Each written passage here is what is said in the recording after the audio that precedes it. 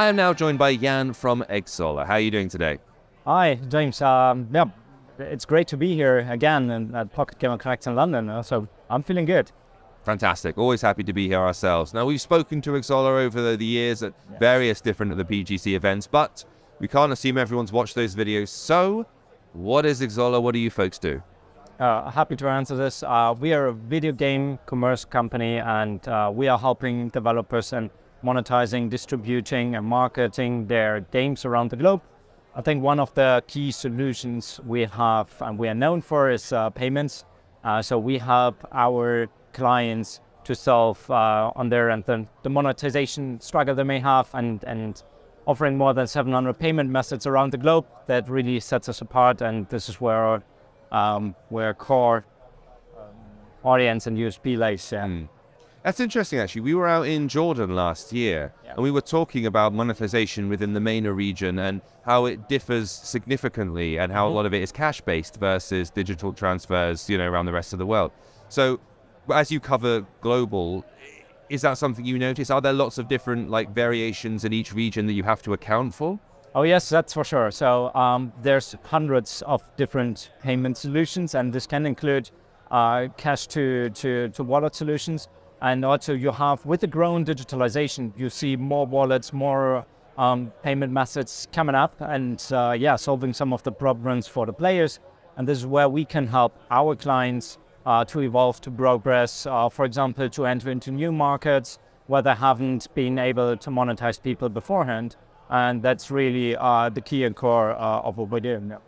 The developers that you deal with, how aware are they of both the options and the opportunities for different monetizations, but also the pitfalls and the problems? Before they come to you, how aware are they? I think you have a full variety of each and every one, because we're working from indie level to enterprise level. So you have a great differentiation in terms of knowledge within the companies naturally, depending on how big they are, how long they are already working and expanding.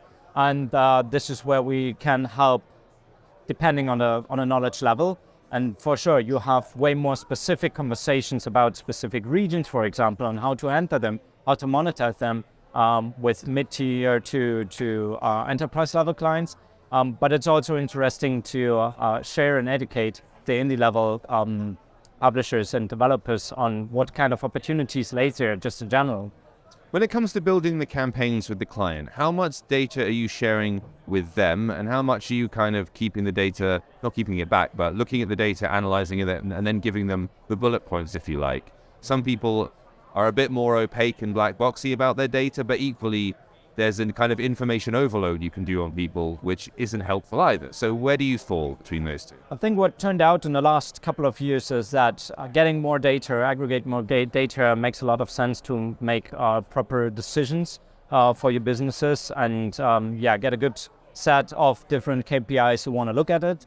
And on our end, what we are in favor and what we help our clients to do is going, for example, with our mobile or web shop for mobile solution we are here with, I'm talking about at Pocket Gamer Connect, is to set up a direct-to-consumer strategy, because this holds the additional value. And besides controlling the revenue stream, you're also getting more data points, more knowledge, you better interact and get to know your players in the end. And this is something super valuable where you might have this as internal source or available. So that's data we talk about. When clients approach you and maybe they've tried a certain form of monetization or they've attempted an ad campaign and it's not worked out, in your experience, what have they been doing wrong? What's the thing that they are missing? Why are their games failing or they're not making much money?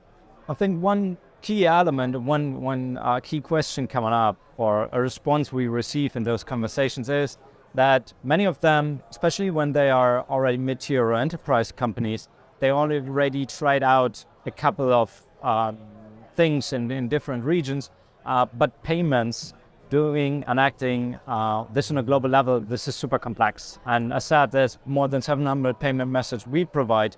So you can think of, if you go into contracts with 700 payment providers, that's a lot of work going into this. And then you also need to consider that you stay data compliant, so that you are data compliant in all the specific regions you are going to sell and distribute.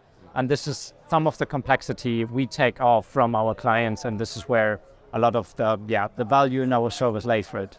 Gotcha. And what do you ask your clients to provide you? How, when you're building a campaign for them or getting information, what do they need to provide so that you can make the correct call? I think the best way, but the best scenario is that they really specifically know where they have their pain points. So we can really dive into this and see how we can bring our service to their help to solve their problems there. So the better you know where your problem is, the better we can help. And in general, we can give a good overview and educate on how to monetize and how to work with payments and so on. But really, if you know where your pain points are, this is the best way for us to get in and really help on the specific issue to be solved. What about 2023 for you folks? I think we talked about last year what you guys have been working on, and the climate had shifted so much during the pandemic and everyone had suddenly jumped onto their phones for 2 years because there's nothing else to do. Yeah. And now the world's opened up again and the economy's misbehaving, I would like to say, a little bit. Yep. What is it that Xsolla's looking for in 2023? How are you adapting to the new landscape? I think the first thing to take away is that once 2022 things were opening up again, we came back to in-person meetings again. This was something each and everyone really cherished and it flourished, and we can see it here today again. Like it's just how we humans like to interact, at least from time to time, to get together, be in personal conversations, face to face. So that's a great thing overall. And looking at the economics right now, we can clearly see that we are a little bit maybe behind the peak of a hype curve, so to say. And we believe that the businesses overall, they will grow for sure. So there's a lot of growth potential still. Now we have a little bit of setback, that's for sure. And H1 is looking more closely on what they want to do. But this also will help to shift, change, and determine how the future will look like. And also how we utilize technology in the future, right?